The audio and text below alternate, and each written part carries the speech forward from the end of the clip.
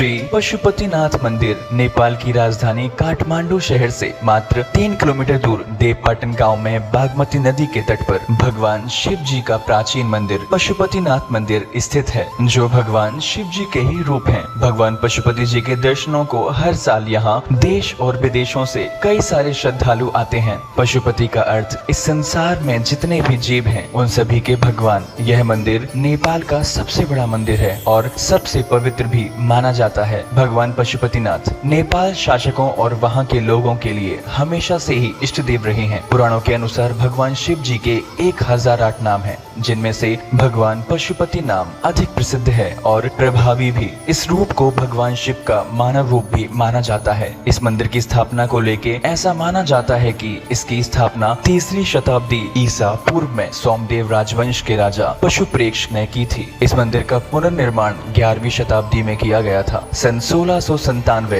राजा नरेश भूपतेंद्र मल ने करवाया था। इस मंदिर से जुड़ी कई कहानियां हैं, लेकिन एक कहानी महाभारत से भी जुड़ी हुई है। युद्ध के दौरान पांडवों ने लाखों सिपाही मारे। इस बात का उन्हें बहुत दुख था और वो इसी से अधिक दुखी होकर श्री कृष्ण जी से मिलते हैं और श्री कृष्ण जी उन्हें पाप मुक्ति के लिए भगवान शिव जी के पास जाने को कहते हैं। जिसके बाद युधिष्ठिर अपने भाइयों के साथ भगवान शिव जी को ढूंढने निकल गए। भगवान शिव जी पांडवों से रुष्ट थे, इसलिए वे उन्हें दर्शन नहीं देना चाहते थे। लेकिन पांडवों ने भी प्रतिज्ञा कर ली थी कि वे भगवान शिव जी से माफी मांगे बगैर नहीं जाएंगे। भगवान शिव कैलाश पर्वत छोड़ वाराणसी में निवास करने लगते हैं, लेकिन पांडव वहां भी पहुंच जाते हैं। जिसके बाद भगवान शिव एक बैल का रूप धारण कर कैलाश पर्वत जाकर एक झुंड में मिल जाते हैं। पांडवों को जैसे ही इस रहस्य का पता चलता है, वो भी कैलाश पर्वत पहुंच जाते हैं, लेकिन वो पहचान नहीं पाते। फिर भीम अपना विशाल रूप करके सभी जानवरों का रास्ता रोक देते हैं, जिस कारण सभी जानवर तो निकल जाते हैं, लेकिन भगवान शिव रूपी बैल नहीं निकल पाते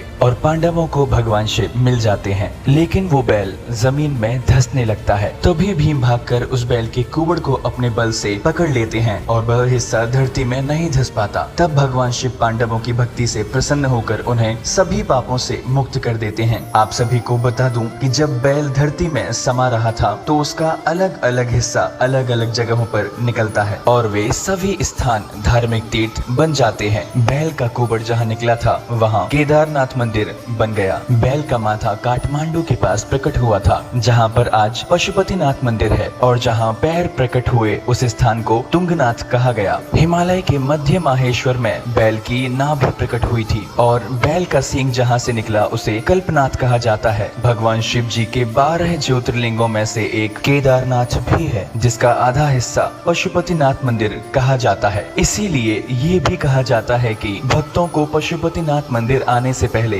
केदारनाथ की यात्रा जरूर करनी चाहिए, ताकि उन्हें पूर्णतया फल की प्राप्ति हो सके।